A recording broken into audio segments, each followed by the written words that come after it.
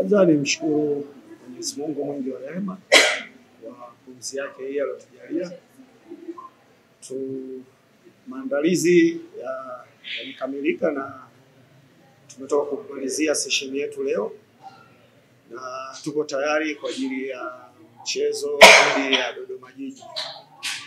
Kikubwa ni shukuru kwanza kambi yangu iko salama, nashukuru viongozi wangu kunijalia hilo.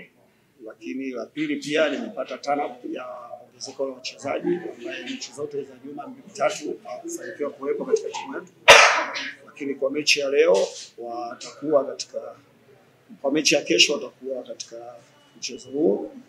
Na kubwa ni wapongeze viongozi wetu, nikianza na President Jafet Makau, Madam Tabita, lakini pia nikupongeza viongozi wa TFF kwa kutupambania kuwapata wachezaji wa kigeni.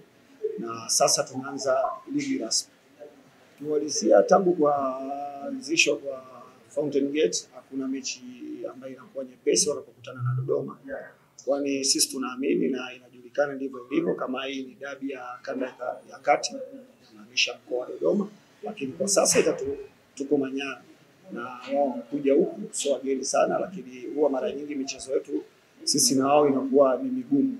Lakini mimi naamini kwa jinsi tumefanya maandalizi mazuri, Mungu anapojalia tutapata ugumu unakuwepo. Kwanza benchi lao la ufundi ni watu ambao tunajuana, lakini pia ukiangalia wachezaji wengi wametoka huku wako kule, ni wazuri naheshimiana.